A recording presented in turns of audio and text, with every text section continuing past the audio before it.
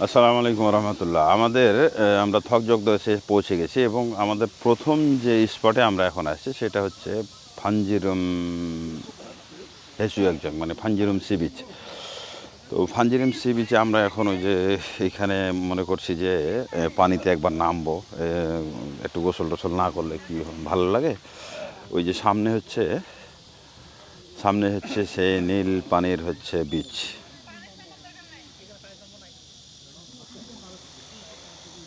মাশাআল্লাহ,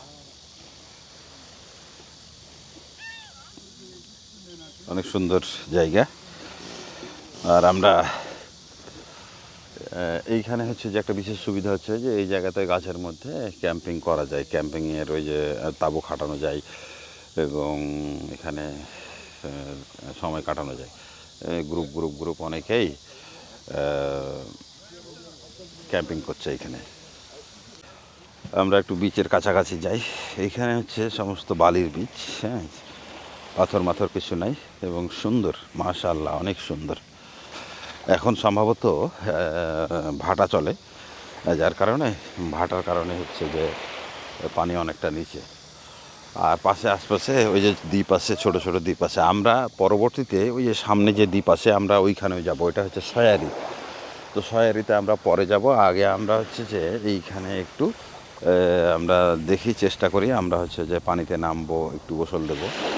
মাশাআল্লাহ, অনেক সুন্দর জায়গা। এইখানের পানি হচ্ছে অনেক স্বচ্ছ। ওই যে পানি খুব স্বচ্ছ, মাশাআল্লাহ, অনেক সুন্দর নীল পানি আর স্বচ্ছ পানি। আর এইখানে লোকজনের সংখ্যা কম, কারণ হচ্ছে যে এটা হচ্ছে মূল ভূখণ্ড থেকে অনেক দূরে, 55 কিলোমিটার দূরে, যার কারণে এখানে লোকজনের সংখ্যা কম, নিরিবিলি পরিবেশ এবং কি বলবো, আসলেই আরামে একটু ক্যাম্পিং করার মতো জায়গা। ওই যে সামনে হচ্ছে উপরের দিকে সব ক্যাম্পিং এরিয়া নিয়ে ক্যাম্পিং করছে, ওই তাঁবু খাটিয়ে আছে, এরা সবাই এই জায়গাতে বসে সময় কাটাচ্ছে। আর আমরা এই ফাঁকে আসলাম এখানে, এখন আমরাও দেখি পানিতে নামি। হ্যাঁ, যে কাজে জুতা স্যান্ডেল যা আছে খুলে টুলে পানিতে নামার জন্য প্রস্তুতি নেই।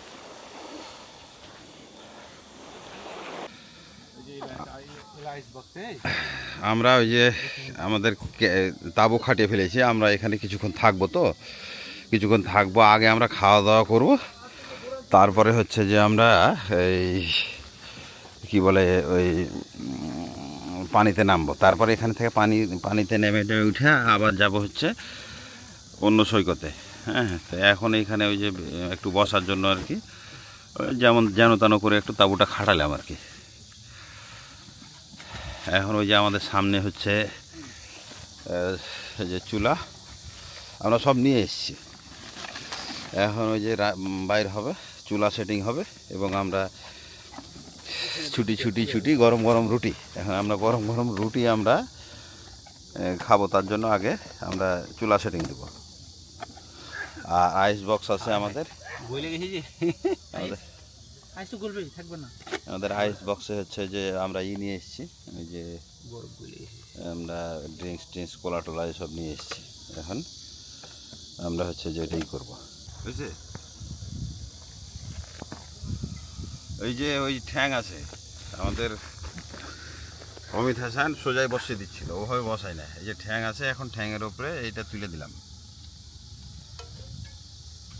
আরামসে তাওয়া গরম করা হবে। আর নিচে করতে হবে, এখানে করা যাবে না। আর হচ্ছে আমরা যে ক্যাম্পিংয়ের গ্যাস নিয়ে এসেছি, এখন সোজা বুদ্ধি, শুধু এই গ্যাসটা আমরা এখানে লাগাই দেবো।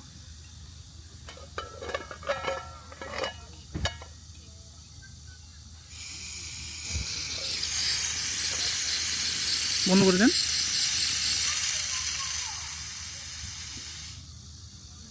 এটা লাগাইনি, এটা খোলা ছিল। হ্যাঁ, এটা গলে যাবে বলছেন? হ্যাঁ, গলে যাবে, তাপ গলে যাবে। কিছু দিতে পারা গেলে তো, তাই তো ওই সালা এয়ার বক্সটা আছে, যে এইটা দেখি ওই বক্সটা দাও তো, পুরোটা ওটাই রেখে দেন নিচে, দাওয়াটা রেখে দিই। এটা কিসের? ওইটা ওই বড় চুলা বোতল গ্যাসের লেগে হয়ে গেছে। দাও। আগুন জ্বালান। হ্যাঁ, আগুন জ্বলে দেন। আরে আগুন জ্বালাছি, তুমি আগে দাও। গ্যাস ছাড়েন আগে হালকা করে।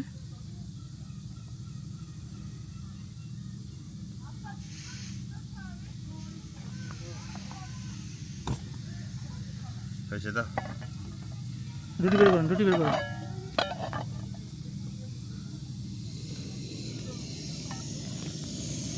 আগুন জ্বলছে? জ্বলছে মানে ফড়ফড়ে জ্বলছে।